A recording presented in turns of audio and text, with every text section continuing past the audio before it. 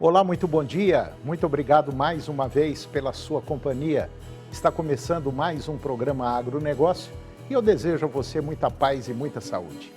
E no programa de hoje, você vai ver a problemática da logística brasileira de transporte de cargas.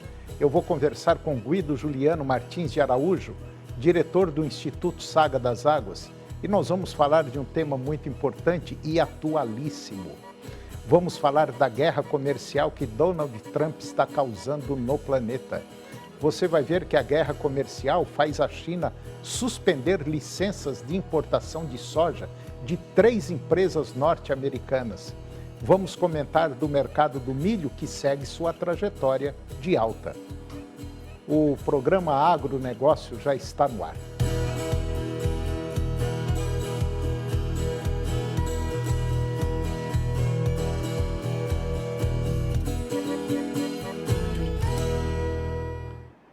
Eu começo o programa de hoje falando da logística brasileira de transporte de cargas. A colheita recorde da safra avança no Brasil, mas os desafios logísticos se tornam cada vez mais evidentes. Segundo Marcos Rubin, ele é o CEO e fundador da Veres. A escassez de caminhões que foi observada lá no Paraná, também no Tocantins, Goiás, São Paulo, está elevando os custos de transporte a níveis históricos. E essa pressão sobre os fretes rodoviários, ela adiciona mais um obstáculo ao escoamento da produção, refletindo a sobrecarga do sistema logístico. Os aumentos registrados são impressionantes e, à primeira vista, podem parecer até um erro. Mas, no entanto, os números refletem a realidade de um mercado em que a demanda por transporte supera a oferta, impulsionando preços e dificultando o fluxo da safra. Esse cenário é preocupante para os produtores, tradings e toda a cadeia de comercialização que precisa lidar com custos cada vez mais altos e em um momento de margens pressionadas. Com a infraestrutura operando no limite, a grande questão é até quando essa pressão sobre os fretes ela deve continuar.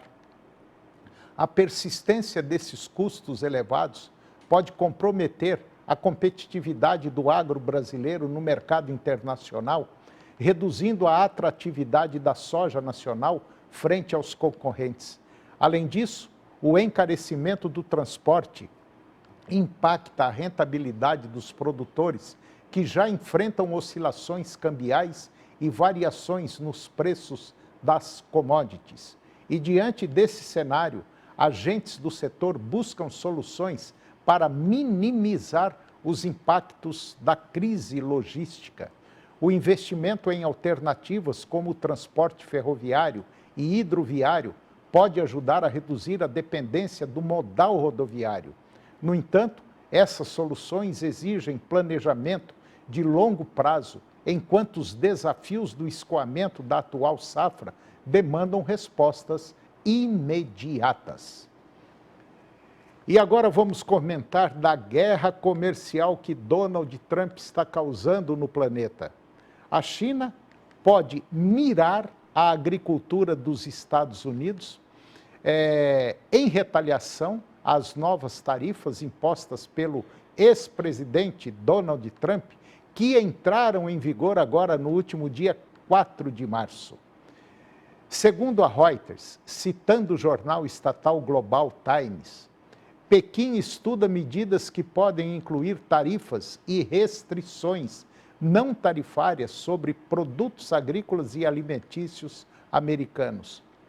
O movimento ocorre após Donald Trump anunciar uma sobretaxa de 10% sobre todas as importações chinesas, elevando o imposto total para 20%, caso Pequim não atue contra o fluxo de fentanil para os Estados Unidos.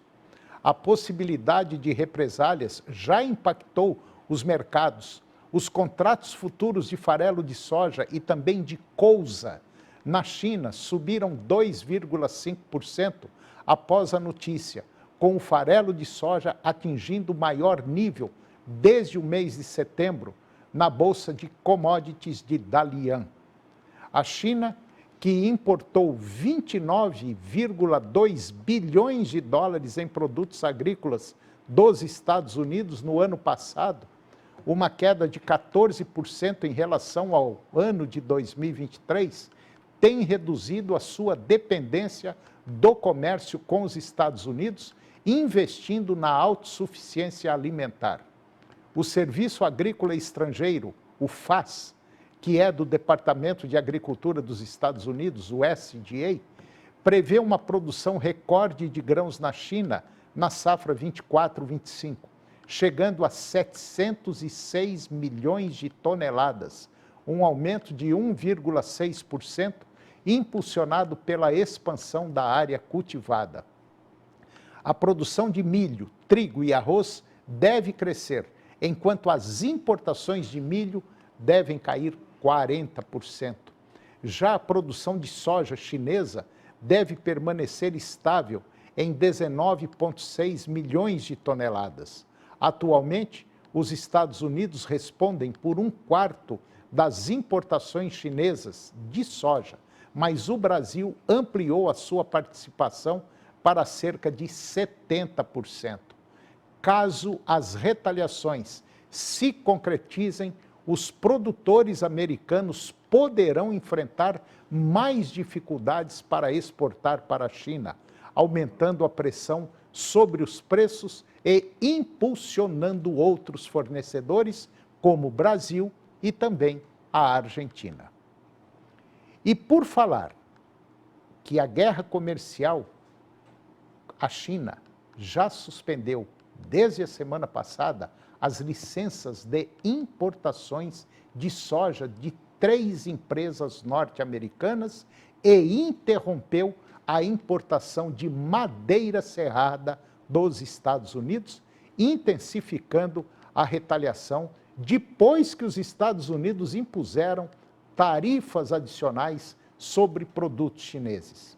A China também impôs taxas de importação no valor de 21 bilhões de dólares em produtos agrícolas e alimentícios dos Estados Unidos, incluindo soja, trigo, carne e algodão. As 3 empresas norte-americanas afetadas pela suspensão das licenças são Cooperativa de Agricultores CHS Corporation, a exportadora global de grãos Louis Dreyfus Company e também a operadora de terminais de exportação de grãos EGT, informou o Departamento de Alfândega da China em comunicado. As medidas retaliatórias de Pequim, elas foram em resposta à decisão do presidente Trump, lá dos Estados Unidos, de impor tarifa extra de 10% sobre a China, com vigência desde a última terça-feira, resultando em uma tarifa cumulativa de 20%, em resposta que a Casa Branca considera a inação chinesa em relação aos fluxos de drogas. Cerca de metade das exportações de soja dos Estados Unidos é enviada para a China, totalizando quase 12,8 bilhões de dólares em comércio em 2024, de acordo com o US Census Bureau. E agora vamos comentar do mercado do milho, que segue a sua trajetória de alta. Os preços do milho estão seguindo firmes aqui no Brasil, impulsionados pela menor oferta no mercado e também pelo aumento da demanda. No Brasil, a saca variou a semana nas principais regiões produtoras, com valores entre R$ 66 e R$ 86 por saca. Já na Bolsa, na B3, os contratos futuros atingiram patamares históricos com vencimento de março agora, negociado entre R$ 73,15 e R$ 83,70 por saca. A valorização ela é reflexo da relação estoque-consumo que está muito apertada. e, segundo a Conab, essa relação estava em 2,5% em janeiro, o menor nível já registrado no país. A retração dos vendedores tem sido um dos principais fatores de sustentação dos preços. Com a expectativa de novas valorizações, muitos produtores optaram por segurar as vendas. Enquanto isso, compradores enfrentam dificuldades para recompor os seus estoques e se deparam com preços elevados. A safra de milho, segunda safra, ou seja, a safrinha, ela segue avançando, mas ainda com atrasos. Na região Centro-Sul, 64% da área já foi plantada, segundo a AG Rural, enquanto a Conab aponta 53,6%. Lá no Mato Grosso, estado líder na produção do cereal, o plantio alcançou 67,7%, mas segue 13 pontos percentuais atrasado, devido ao plantio tardio da soja e também ao excesso de chuvas.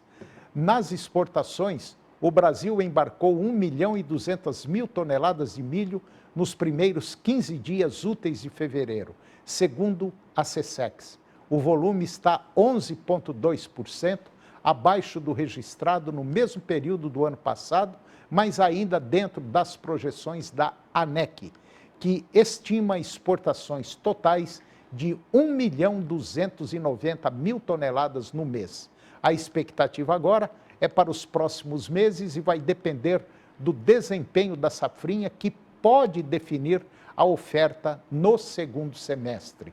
Caso as condições climáticas favoreçam a colheita, os preços podem perder força.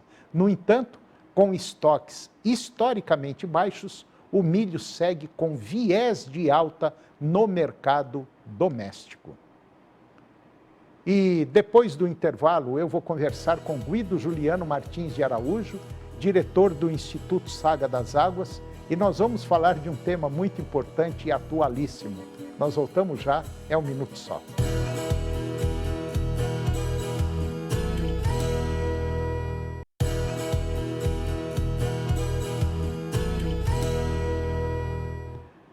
Nós estamos de volta e agora eu vou comentar do mercado americano de gado para corte, produção de carne. Pois bem, uma mudança sem precedentes na população de gado leiteiro lá dos Estados Unidos pode indicar incertezas à frente em relação à produção de leite, ao número de vacas e aos preços, tanto do leite quanto dos animais. E no centro dessa discussão estão as novilhas, ou melhor, a escassez de novilhas lá nos Estados Unidos. No relatório mais recente, que foi divulgado agora no dia 31 de janeiro deste ano, o estoque de novilhas leiteiras com peso igual ou superior a 227 quilos totalizou 3.900.000 cabeças. Esse é o menor número já registrado para essa categoria desde 1978. E dentro desse total estão incluídas as novilhas que devem parir e entrar no rebanho leiteiro agora este ano, estimadas em 2,5 milhões de cabeças. Esse número vem caindo drasticamente desde 2017, quando aproximadamente 600.000 novilhas a mais entravam anualmente na produção. Além disso, o número atual é o mais baixo desde que o USDA começou a monitorar esses dados em 2001. A redução da população de novilhas está diretamente ligada à adoção do cruzamento com raças de corte para agregar mais valor ao gado leiteiro, que não será usado como reposição. E esse cruzamento, ele tem sido lucrativo principalmente porque o rebanho bovino de corte dos Estados Unidos também está em níveis historicamente baixos, elevando a demanda por bezerros meio sangue de corte. E como resultado, os preços desses bezerros recém-nascidos atingiram valores inéditos, ultrapassando $1.000 por cabeça. E agora eu vou conversar com Guido Juliano Martins de Araújo, diretor do Instituto Saga das Águas, e nós vamos falar de um tema atualíssimo, muito importante esse tema, que é, entre aspas, a confusão que o Donald Trump está causando aí no mercado mundial e taxando todo mundo, e está uma situação preocupante. Bom dia, Guido, tudo bem? Bom dia, Antônio, tudo bem? Pois é, o homem é doido, mas não é louco. Ele é inteligente e muito vivo. O presidente dos Estados Unidos, Donald Trump, já quebrou várias vezes. Então, ele vive atrás de dinheiro, porque ele gasta mais do que ele ganha. E ele vê os Estados Unidos em situação financeira difícil, né? Parece um país muito rico, na realidade são muito ricos, mas o endividamento americano é muito grande. Mas, no meio disso, ele pessoalmente, suas empresas, ele quer levar uma vantagem financeira e, por esse fato, Antônio, ele vem apertando e hoje ameaça, primeiramente, os seus amigos, seus parceiros de décadas, né? O México, o Canadá e a Comunidade Econômica Europeia. E esse que é o problema, Antônio.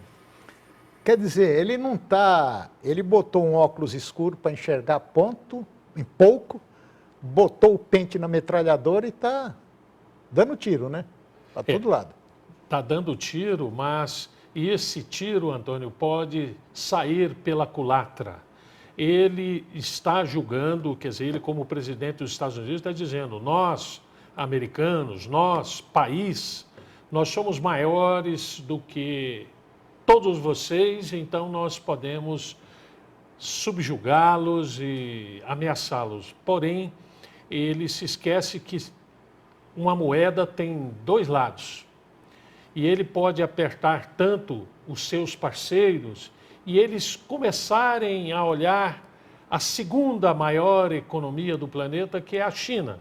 Não por uma questão ideológica, mas para fazer negócios como o próprio Trump quer fazer e eles começarem, né?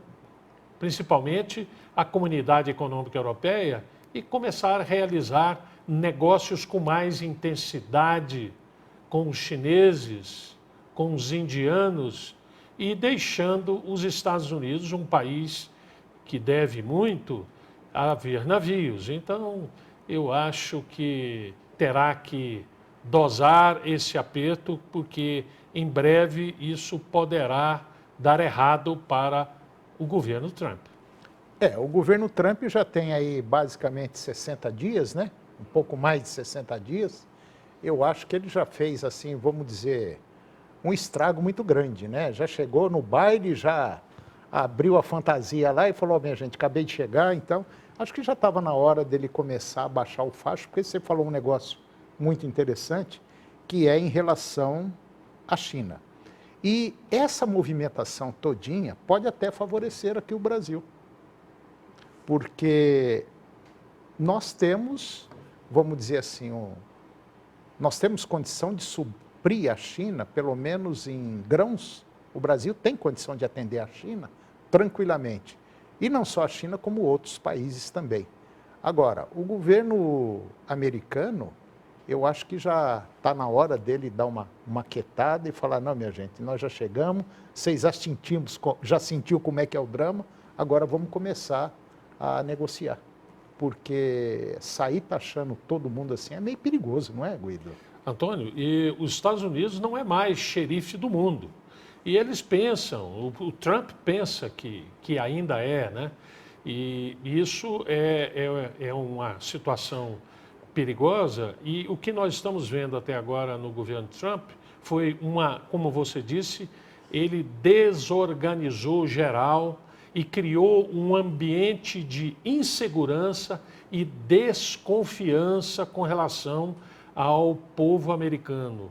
E isso é muito ruim para as negociações no longo prazo. Então, cada país está começando a desconfiar que os Estados Unidos podem causar prejuízos enormes em cada economia. E o Brasil não vai fugir disso, porque o Brasil, como você disse, é uma ameaça para os Estados Unidos, que nós podemos suprir a China de grãos, de alimentos, e os Estados Unidos é um país altamente consumidor de alimentos. O americano come muito. E eu não diria que come bem, porque os alimentos que os americanos fazem uso são industrializados, é por esse fato a saúde do americano não anda bem. E outra coisa, Antônio, a sociedade americana está se desfazendo, os jovens estão se desfazendo nas drogas. E o governo americano, os governos que se sucedem nos Estados Unidos são incapazes de segurar, de descobrir o tráfico. Hoje, países da América Latina como Colômbia, como a Venezuela, o Peru, a Bolívia, têm como alvo para exportação de drogas, seja maconha até a cocaína refinada, os Estados Unidos. E essas drogas entram nos Estados Unidos. Aonde está a polícia americana que não consegue segurar? Então, hoje, nós assistimos os Estados Unidos, os jovens e até os adultos, entregues às drogas, não só essas que eu disse, que são produzidas na América Latina, mas as drogas que vêm de outros países, como exemplo, o fentanil, que hoje se alastra nos Estados Unidos e acaba com o cérebro dos americanos. E quem mais usa são os americanos nativos, porque o imigrante, se é pego no tráfico ou no uso, eles são deportados. E nós estamos assistindo. Essa é uma realidade americana que eles escondem, Antônio. Na verdade, aquele brio todo que tinha a população americana há algumas décadas, parece que já está acabando, né? Aquele país família, né? Aquele país raiz que tinha a bandeira americana como o deus daquele país, parece que já não é mais desse jeito, né, Guido? Antônio, e os Estados Unidos importa cérebros, ou seja, olha a quantidade de chineses e japoneses que estudaram nos Estados Unidos e o governo americano não deixou sair, seduziu esses profissionais, porque são muito bons, e hoje trabalham no governo americano, trabalham nos centros de pesquisa, os mais variados, e porque o americano nativo, ele vem deixando paulatinamente de avançar na área do conhecimento, na área da pesquisa, e são os estrangeiros, esses que ele quer deportar. Mas quando ele diz da deportação, é aquele coitado que atravessou a fronteira do México e vai lá para se submeter a qualquer tipo de trabalho. Mas se nós observarmos os Estados Unidos, grandes cérebros são de pessoas de outros países. O americano, eu acho que já aquele glamour todinho que tinha, eu acho que já não existe mais, inclusive até o temor de outros países em relação ao americano já não existe mais, né, Guido? Quer dizer, hoje você tem uma Rússia que peita a China, que peita os americanos, você tem uma China, você tem até uma Coreia do Norte, que apesar de ser um pau mandado, mas ainda fala grosso quando o assunto é Estados Unidos, né? Exatamente. E eu vejo com preocupação, Antônio, essa preocupação muito grande por conta dessas bravatas de Trump. Isso é muito preocupante. E uma coisa que ele deixou bem claro até na discussão com Zelensky foi em relação à Terceira Guerra Mundial. Parece que ele está torcendo para o pau comer, né? Exatamente. E vai sobrar para todo mundo. Guido, mais uma vez, muito obrigado, um grande abraço e até a próxima. Até a próxima. E o programa de hoje chegou ao fim. E eu termino o nosso programa com a seguinte frase: lembre-se que alto deve ser o valor das suas ideias e não o volume da sua voz. Muito obrigado pela sua companhia, que Deus nos abençoe e até o próximo programa.